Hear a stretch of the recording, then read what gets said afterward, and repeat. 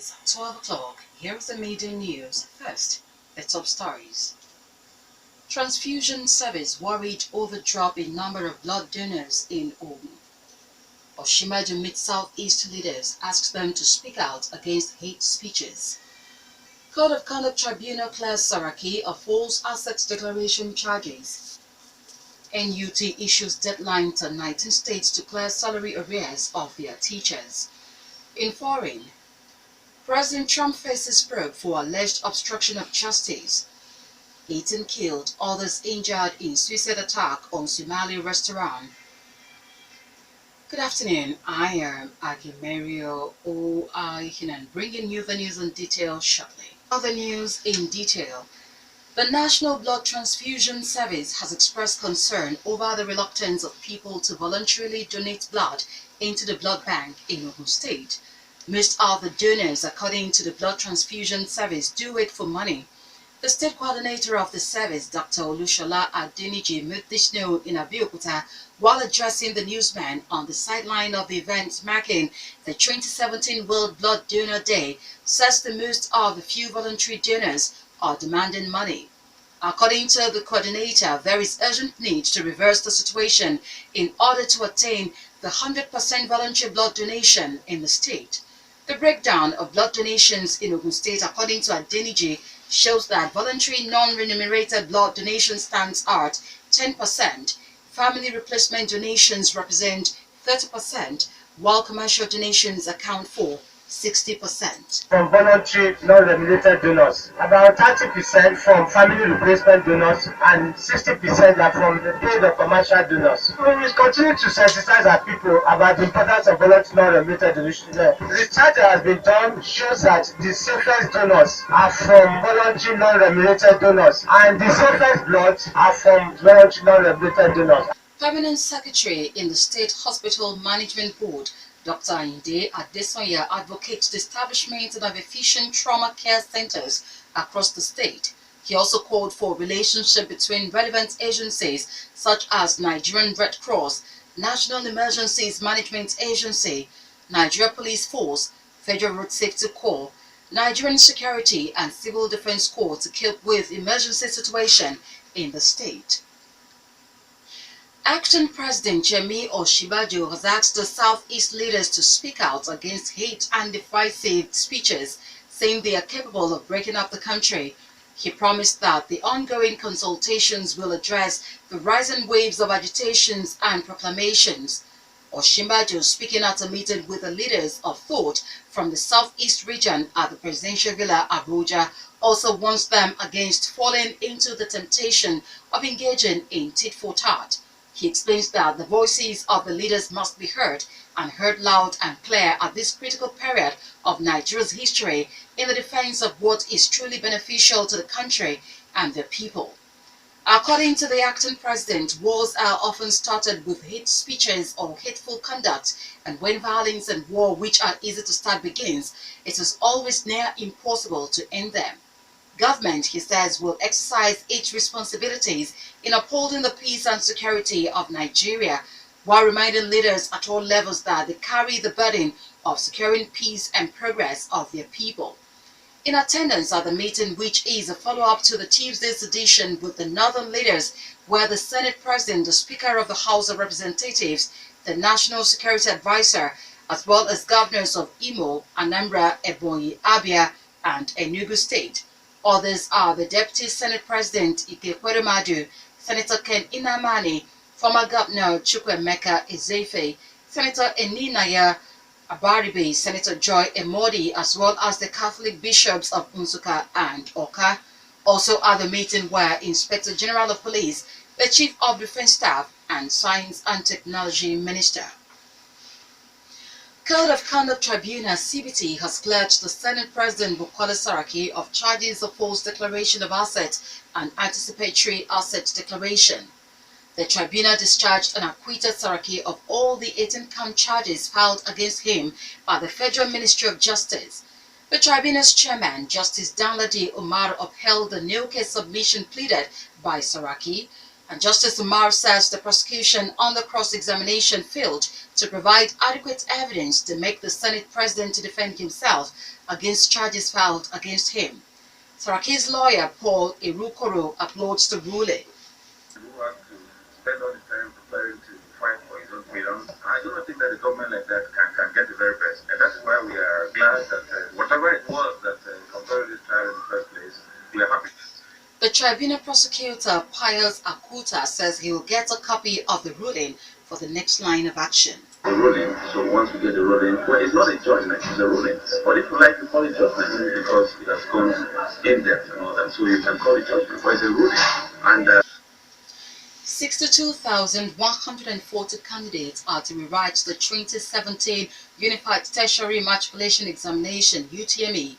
Chairman of the Joint Matriculation Board (JAM), Professor Isaac Oluide, who announced this at a news conference in Abuja, says the 62,149 candidates include 57,646 involved in malpractices induced by the computer-based test CBT centers. Other candidates to rewrite the UTME are 3,811 who registered late for the examination and 683 who have biometric challenges. Oluide also announced the cancellation of 2,052 results implicated in examination malpractices and the suspension of 24 CBT centers for a year for technical problems. 1,722,236 candidates applied for the examination, which took place last month. Nigerian Union of Teachers (NUT) has given a 30-day deadline to 19 state governments owing teachers on their payroll to clear them, or teachers will be called out on an indefinite strike. NUT President Michael Aluba, who issued the deadline at the end of meeting of the National Executive Council of the Union in Ibadan, listed the debtor states as Benue, Ekiti, Cross River, Kogi, Ondo, Taraba, Niger, Delta, Oyo, Osun, and Abia. Others are Nasarawa, Bayelsa, Borno, Zamfara, Plateau, Adamawa, Bayelsa, Imo, and Kwara State. According to Aluba, Benue government is owing 10 months, Ekiti 6 months, Cross River 6 months, Kogi 15 months, with a half salary being paid since 2013, Ondo 5 months, Taraba 4 months, Niger 3 months, Delta 3 months, and Oyo 3 months. Others are Osun 18 months, half salaries to primary school teachers, Abia 5 months, Nasarawa 18 months, half pay primary school teachers, Bayelsa 8.5 months, Imo 30% salaries, Kwara 4 months, while Borno and Zamfara are yet to pay the minimum wage to teachers. Several houses have been burned and people declared missing in the latest clashes between the thieves and Jukuns in Makurdi, Benue State. Spokesman of the State Police Command, Moses Yamel, says only 4 suspects have been arrested so far. The fresh fighting at Fidi Junction in Makurdi began last May 22 following a clash between 2 youths at a drinking joint. The clash later degenerated into bloody clashes between 2 ethnic groups. Up next, we bring you foreign, business and sport news. Please do stay with us. On the foreign scene, President Donald Trump is being investigated by Special Counsel Robert Mueller for possible obstruction of justice. U.S. media reports say senior intelligence officials will be interviewed about whether Mr. Trump tried to end an inquiry into his sacked National Security Advisor. Mr. Trump's legal team said the latest leak to the media was outrageous.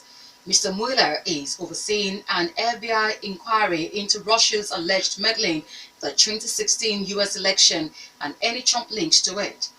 President Trump has repeatedly denied any collusion with Russia, describing the ongoing inquiry as a witch hunt. The latest media reports say the obstruction of justice investigation began just days after President Trump fired former FBI Director James Comey on 9 May. Mr. Comey, who had been leading one of several Russia inquiries, testified to Congress last week that Mr. Trump had pressured him to drop the inquiry into former National Security Advisor Michael Flynn. A combined suicide bomb and gun attack at a hotel and restaurant in Somalia's capital Mogadishu has killed at least 18 people. The attack started on Wednesday evening as Muslims were breaking their daily fast during Ramadan. A chef at the Pizza House restaurant, a modern venue popular with young Somalis, was among the victims. Militants from the Al-Shabaab group held about 20 hostages during a shootout with police, which has now ended.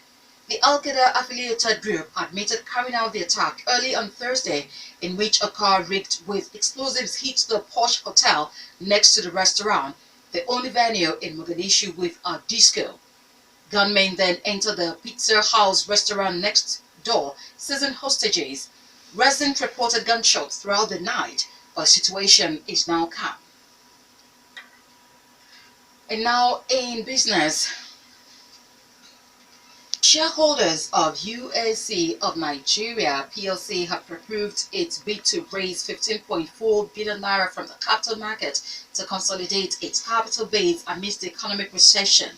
The shareholders at the company annual general meeting held in Lagos okayed the selling of new ordinary shares to existing shareholders in rights issue. The company chairman, Mr. Dan Agbo, says there was an urgent need to increase the equity base of the group to support its business plan and other members of the group. They also gave the directors the mandate to do all acts and things that are necessary for the success of the rights issue. The group include 4 quoted subsidiaries: CAP PLC, UACN Property Development Company, UPDC PLC, Livestock Feeds and Portland Paints and Products Nigeria PLC, in addition to the parent company UACN. Other members of the group include UAC Foods Limited, UAC Restaurants Limited, MD's S Logistic PLC, Warm Spring Waters Nigeria Limited, Grand Cereals Limited, and Unico CPFA Limited. Finally, sport news. West Ham United are targeting 2 Nigerian attackers in the transfer as they are ready a second bid to land Henry Onyekuru from CAS Japan. Onyekuru, 20, is regarded as one of the brightest young attacking talents in European football and has just enjoyed a prolific season in Europe. The player has long been linked with Arsenal, but the Hammers reportedly made an official bid of £7 million last week. This failed to meet Japan's asking price, but the London side is set to return with another offer in the near future, and they will also try to sign Kelechi Iheanacho from Manchester City. That was the major news, and just before we go, the major stories once again. Fusion Service worried over drop in number of blood donors in Ogun. Oshimbaji met Southeast leaders, asked them to speak out against hate speeches. Court of Conduct Tribunal cleared Saraki of false asset declaration charges. NUT issued deadline to 19 states to clear salary arrears of their teachers. In foreign, we reported that President Trump faced probe for alleged obstruction of justice, and also reported 18 killed, others injured in suicide attack in Somali restaurant. For more stories and to listen to us live, please log on to our website www.rockcityfmradio.com/live. Thank you so much for listening.